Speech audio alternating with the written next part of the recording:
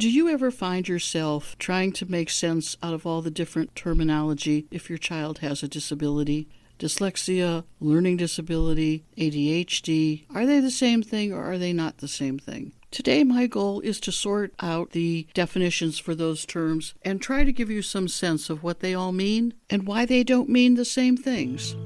Welcome to episode 15, Sorting Out SLD, LD, Dyslexia, and ADHD by Mickey Hayes. So let's start with dyslexia and a learning disability, also referred to as LD. Think of a learning disability as the big picture. Learning disabilities show up when an individual has difficulty with reading. Their reading is inaccurate, it's slow. It takes a lot of effort to get through a piece of text. The student may have difficulty understanding the meaning of the words. They may have difficulty with spelling. Sometimes their problems extend to writing things down and the written expression, grammar, punctuation, that sort of thing. And then you have students who have difficulties with number concepts and facts and calculations and math reasoning. Those are all different characteristics under the big umbrella of a learning disability. So when a person has a learning disability, which can be called specific learning disability, also abbreviated as SLD, they have to be evaluated for that. Because what a learning disability evaluation is going to do, it's going to zero in specifically on the kinds of issues that your child is facing.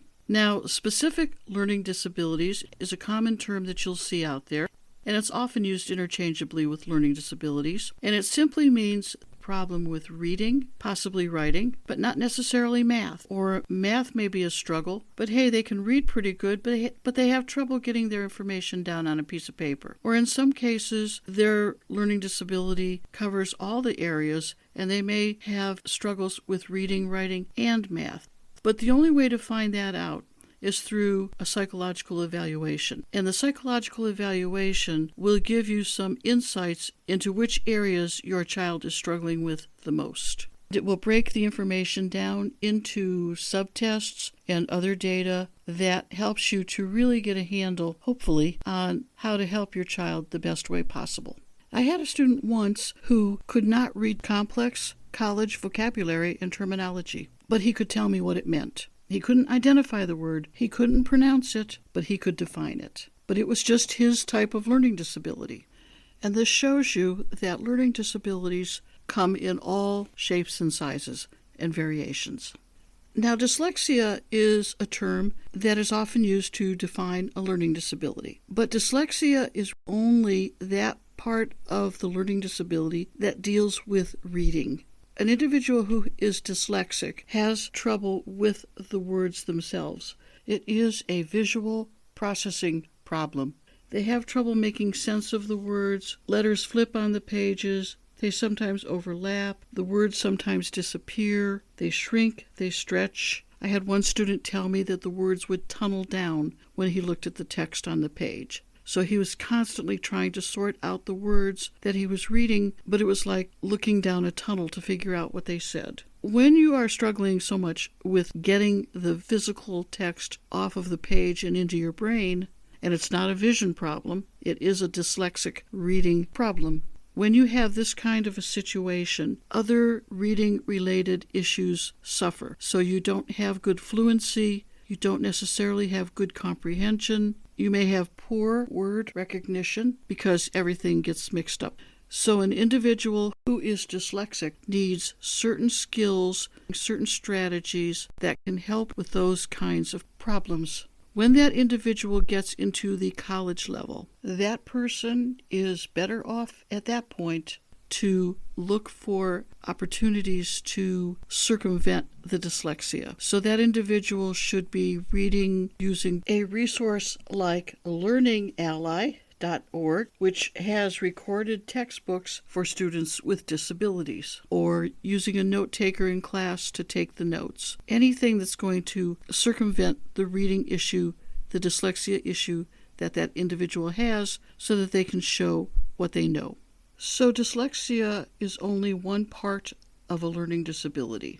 Now, oftentimes students will have dysgraphia, which is the written expression, getting those things down on the paper, and that can be a real struggle. It may be a fine motor coordination, but it may be just the inability to take the words from the brain onto a piece of paper for whatever reason. And then an individual who struggles with the math end of things may have something called dyscalculia, and dyscalculia is also a form of dyslexia, but it deals with math. So terminology like dyslexia, dysgraphia, dyscalculia, those kinds of expressions are subcategories under learning disabilities. Now, when you talk about ADHD, that is not a learning disability. And I have had many students tell me they had a learning disability. And when I looked at their documentation and had further conversation with them, what they had in reality was ADHD. Now, ADHD is different because where a learning disability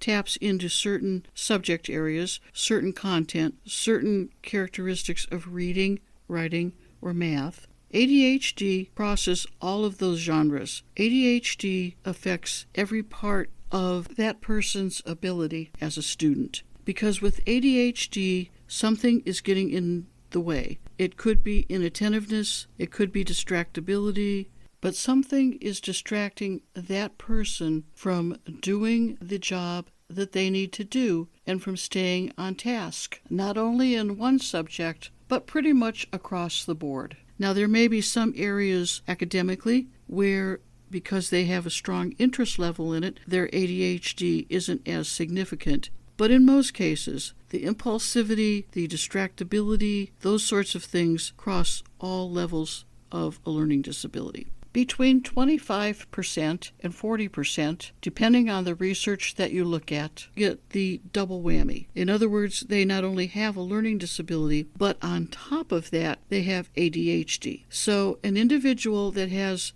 both of those things combined, they call it comorbid. When an individual has both of those things combined, they struggle with first trying to make sense of the word on the page and then hold it in their brain long enough to keep them from being distracted to something else. And it's easy to lose where you were at in a book or a text if you're suddenly distracted. So while your brain is trying really hard to figure out what's on that page, the ADHD part of your brain is going, what's that? Who just walked past? And so that combination presents almost a double challenge to some students. So those students in particular need to talk to disability services and find accommodations that can help them out. Some students have a learning disability, some students have ADHD, and some students have both at the same time. I hope that clears up some of the confusion with the terminology. The bottom line is learning disability, LD, and specific learning disability, SLD, are both the same thing. Dyslexia is one type of a learning disability